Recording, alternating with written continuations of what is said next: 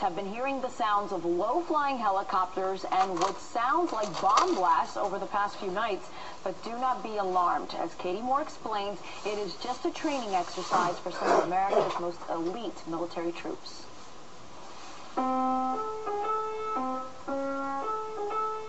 At the Burks lakefront home, you normally hear 6-year-old Bo practicing the piano, but last night... I said, oh my God, is that bombs? That's what I thought it was, somebody dropping bombs. Gigi Burke says she panicked, not knowing why she was hearing what sounded like explosions and low-flying helicopters. We're a little, skittish around here, with things that have happened. Burke said she's glad to know it's just a training exercise. About 150 U.S. troops from the U.S. Special Operations Command are training in New Orleans for urban warfare. They are regularly engaged in combat operations. They are the best of the best that we have to offer across all the branches of the military. Tiscioni says Black Hawk and Little Bird helicopters are transporting troops to several locations around New Orleans. They'll be flying near buildings, doing approaches on them. You might see them landing on the rooftops or on the ground around those buildings as well. I heard a bunch of explosions starting at 10 o'clock. They were about 10 seconds apart at first, and then they stopped, and then we thought it was over, and then it started again. And what the ground troops are doing on these different locations, they're doing what we call breaches. So they're moving, through doorways or walls or that sort of thing. And they're also doing weapons proficiency. Tiscioni says they're using simulated ammunitions, almost like paintball pellets, to conduct the training. And even though the noise may affect your neighborhood, the nighttime training is only supposed to last from sundown to 11 p.m. They are the best of the best because they get these kind of training events. I thought somebody was, doing something bad, and that's why we were something to the levees. Burke says she wishes the training had been better publicized beforehand to avoid her own little case of shock and awe on a Tuesday night. People were talking about it everywhere today. Now, the NOPD did put a press release out about the training, and we aired a story about it. That, however, was a week ago, and since U.S. Special Operations Command hasn't done a similar training here since 2000, it seems it caught many people by surprise. That training, Mike and Lucy, will go on every night through the end of this week. And are they saying where, Katie? They are not saying where. They're saying that's a safety issue, but if you do run into them, there will be police officers with NOPD there. You will not be allowed into those areas, so they're making sure that the public is safe. Not what you want to hear at 10:30. Right. Thank you, Katie.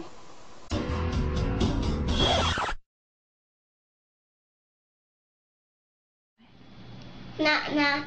Who's there? Mr. Horace, open the door. We heard you had trouble with the neighbors. I want to come in and help you. Knock, knock. Who's there? Get out! Short room!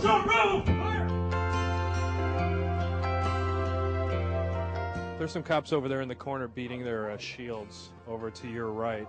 Take a look at that. It's kind of got a nice beat, good rhythm, something I could dance to. And here they come. We're going to go ahead and start walking now. Hey, can any of you guys tell me when you guys went from looking like officer friendly to this circa 1942 Neo-Berlin wear? Anyone? I know I've seen these uniforms somewhere before. I'm just kidding you, fellas. A lot of people may think that these changes took place after 9/11, but, in reality, it's been happening over the last 25 years. If anything, our government just accelerated the process after September 11th. The Cato Institute, which, by the way, has no relationship to the Green Hornet, recently released a study called Overkill, the Rise of Paramilitary Police Raids in America. In it, they state that in 1997 alone, the Pentagon handed out 1.2 million pieces of military equipment to local police departments. They were sweet enough to even offer up bayonets to the LAPD. In Jasper, Florida, a city with a population of just under 2,000 people, and hasn't had a murder in 14 years, were given military-grade M16 machine guns. Isn't that awesome? The report goes on to say that in Wisconsin alone during the 1990s, local police departments were given nearly 100,000 pieces of military equipment valued at more than $18 million. Chicago just rolled out this beauty bought with Homeland Security funds. Exactly what do they think is going to happen where they're going to need something like this? There's also a rotating turret on top of the Bearcat to provide police cover. There are a total of 11 gun ports all around the vehicle. You'll be seeing these two pretty soon. They're called Active Denial System Weapons, or ADS. And what it is, it's like a microwave beam that shoots at its target and makes their skin feel like it's on fire. So look forward to that. The citizens of New York City were treated to this. This is a long-range acoustic device that they had at the 2004 Republican National Convention in New York City. And these are used for quote-unquote crowd control compliance and to influence behavior. You might have heard the term police state being bantered around quite a bit lately, and that means when a state in which the government exercises rigid and repressive controls over the social, economic, and political life of the population, especially by means of a secret police force which operates above the normal constraints found in a liberal democracy.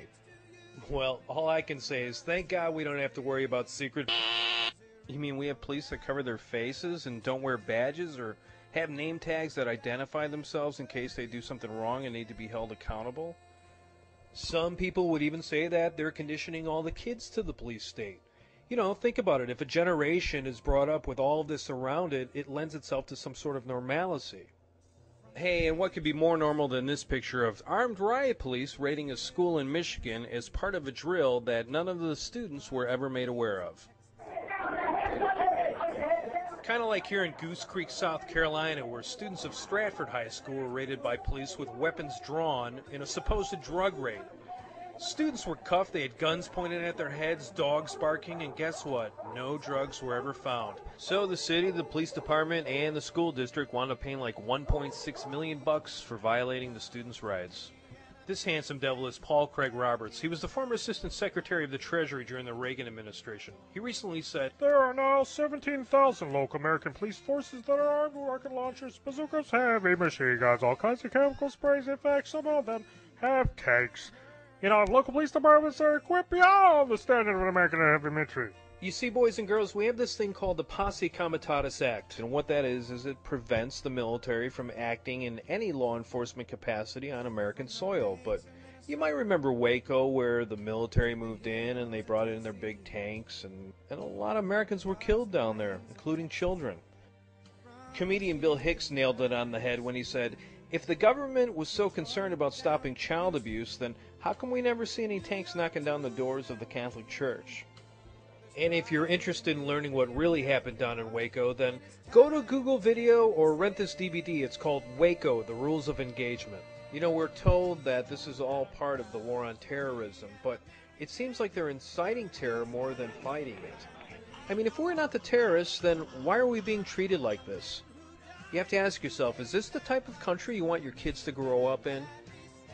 I say oligarchy, you say oligarchy. I say dictator, you say dick. Well, it's time to say something.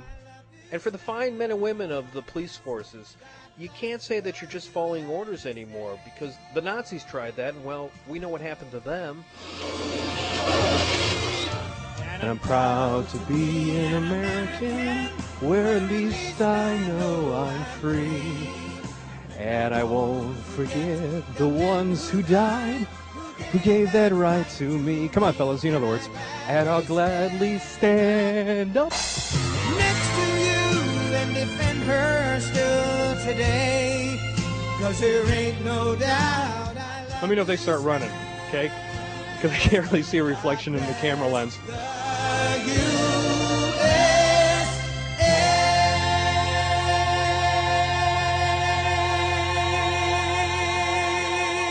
Knock, knock.